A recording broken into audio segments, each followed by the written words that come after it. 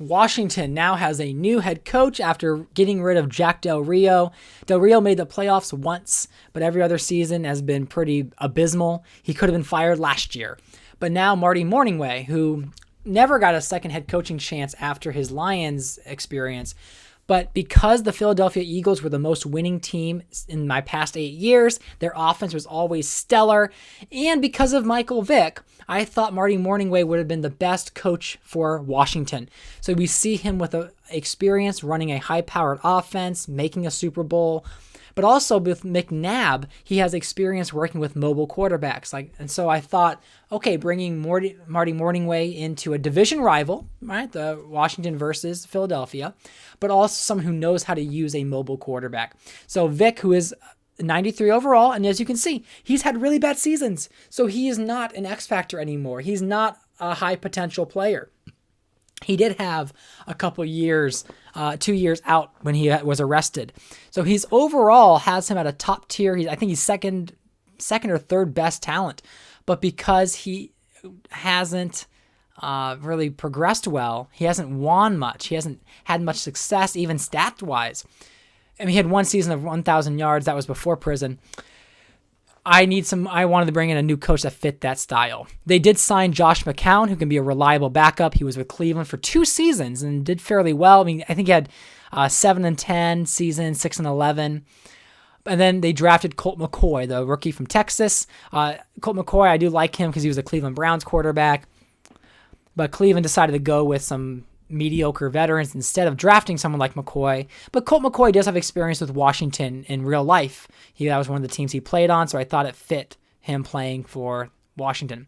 Now, Mike Goodson, he was a rookie in 2009. He was the third round, second overall pick. And even though he's only a 66 overall, I can double check if he had over 1,000 yards rushing last year.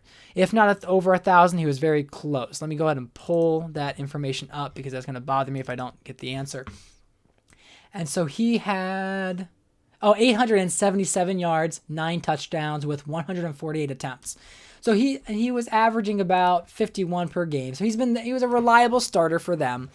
They probably could and should upgrade that position. I mean, Wally Lundy and Chris Ivory are not going to really be much of a challenge for him. But Goodson was someone that, again, I don't play into overall. I play into where they were drafted, what the team thinks of this player. And so they're thinking very highly of Goodson. Now, they do have on the receiving core Vincent Jackson, who was traded for a while ago, or he signed with them a few years ago. They drafted Darius Haywood-Bay with a second overall pick last year. Again, he's not going to likely live up to the hype, but he's kind of like a Charles Rogers, a receiver drafted high with high expectations. And he has been very good when he's been on the field, actually. He's been a decent target. He just, his overall is not great, and he's been battling injuries. As for O-line, they have Martin, Boone, King, Justin Smiley, and Chris Williams. Chris Williams was a first-round pick in 2008. Obviously, his overall is not going to keep him that starter for very long. They do also have Pears, and I'm trying to remember when I had drafted Pears or when I brought Pears there, but he's a 6'8" offensive tackle, and so I'm looking forward to seeing him possibly overtaking Chester or Chris Williams. They did sign Teo Johnson, and Teo Johnson was a lowly rated tight end, but he was very successful with the Carolina Panthers when they were in their Super Bowl drive, when they almost won the Super Bowl. He also went to the Cleveland Browns as their starting tight end, and now he's here in Washington. They also have Billy Miller, who was with the Texans for a while, and Jim Dre. This team tends to be a rush offense first, and maybe the pass rush offense, where it's like I'm doing a pass play, but really I'm just going to run with Vic anyways. That's kind of how this team developed.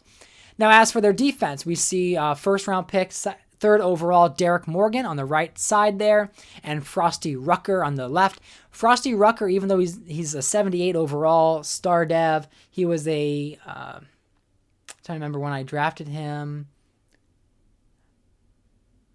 Rucker was a second-round pick in 2007, and he has met the hype.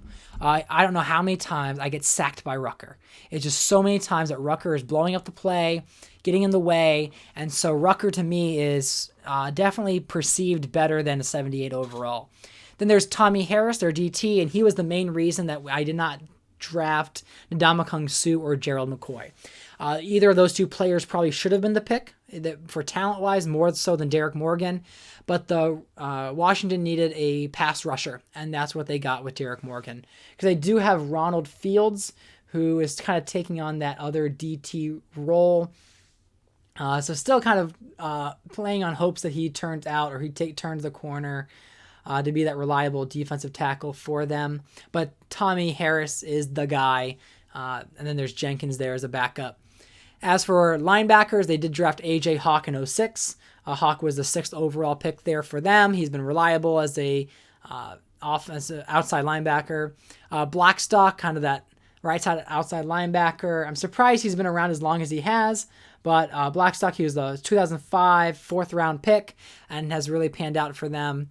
And then their middle linebacker has been a struggle. So a Yodelli, 67 overall, as you can see, is probably the weakest link on their defense.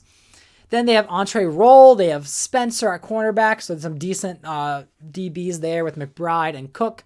Brodney Poole, who was a 2nd round pick in 2005. Yep, 2005, the 10th overall pick in the 2nd round. Instead of that in that draft, the Browns drafted Sean Taylor, and the Redskins needed a safety as well, so they went with Brodney Poole. So Poole has been very good for them, 83 overall. In real life, he sort of declined by this point, but in this franchise, he has been a reliable safety for quite a while. And then Butler finishes up this defense at free safety. Then, as for special teamers, we see Brett Kern and Nate Kading as their punter and kicker. Kading, the lefty, has been fairly decent for them as this Washington team. So let me know your thoughts on this this Washington team. As you can see, not a lot of high potential players really on this team. I mean, there's Tommy Harris, who's X factor, but other than him, it's all pretty much mellow. But there's some needed spark on this team, and we'll see if they get it. Ideally, Michael Vick should be carrying this team with both his arm and his leg because he has the stats for it. But we'll see how this team fares. And let me know your thoughts on whether or not this Washington team should have higher expectations heading into this year.